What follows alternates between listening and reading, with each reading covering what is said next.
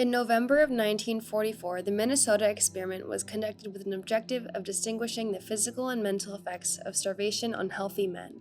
The researchers' call to action was initiated by the dwindling number of world food stocks and changes in the production and distribution of food due to World War II. Ansel and his colleagues decided it would be their mission to understand the effects of semi-starvation.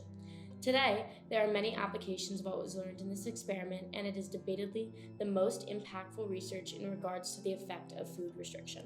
In planning the Minnesota starvation experiment, the researchers established the danger of possible temporary and/or permanent disability which might occur as a result of the stress. But the researchers also mentioned that there was an urgent and apparent need to provide research on changes induced by semi-starvation during the best types of rehabilitation.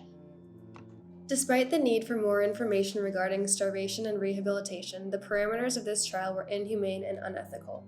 We argue that regardless of the beneficial outcomes, or if there was informed consent, the safety and well-being of the individual needs to be prioritized, and trials that can knowingly threaten an individual's safety are not ethical. This case needs to be acknowledged and taught in bioethics classes to set a precedent. In this experiment, all 36 participants were male conscientious objectors of civilian public service, who mostly came from historic peace churches. A conscientious objector is someone who refuses to bear arms or serve in the military because of moral, ethical, or religious reasons. Using conscientious objectors makes this experiment challenging because these individuals are predisposed to making great sacrifices for themselves regardless of the outcomes. They are predisposed to giving more than they have to give, and they're an easy population to take advantage of. This can make it hard to determine if their decision to participate was truly voluntary. Carlisle Frederick, one of the participants, states that some thought conscientious objection would be almost like being a traitor, but I was not objecting to my country as much as what my country was doing. In other words, my definition of patriotism included my refusal to kill. However, this is not what most of them felt. A majority of the participants revealed that they felt they would be considered traitors in their day-to-day lives if they did not help the war efforts, which they did not feel comfortable doing due to their morals.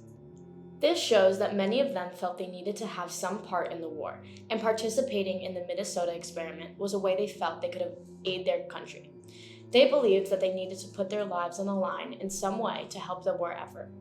Ansel Keys understood this opportunity, given that a normal, healthy individual would not be willing to endanger himself for science for free, and took advantage of a group of people who felt it was their responsibility to make sacrifices for the greater good.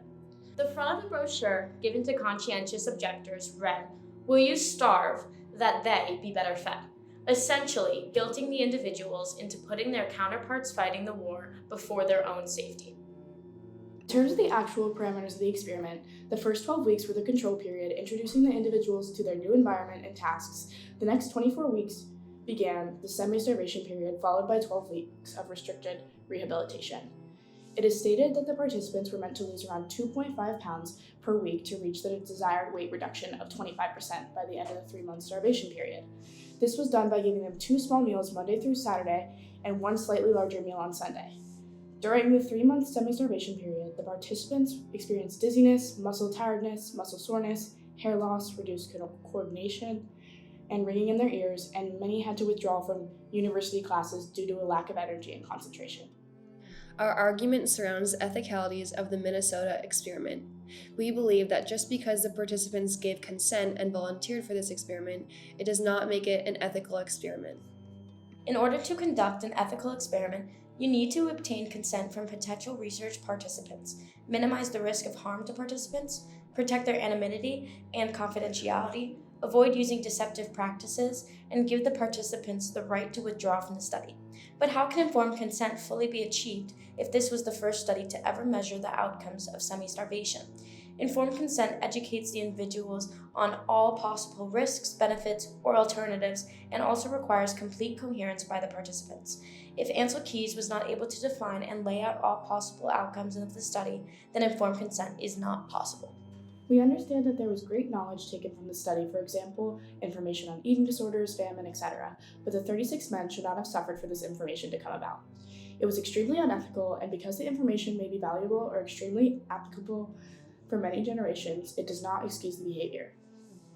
Whether or not to use unethical data is opinion-based. Yet us three believe that while it should be respected and future unethical experiments should not happen, not using the information would make the experiences of the participants all for nothing. This does not mean that how the information was taken is condoned.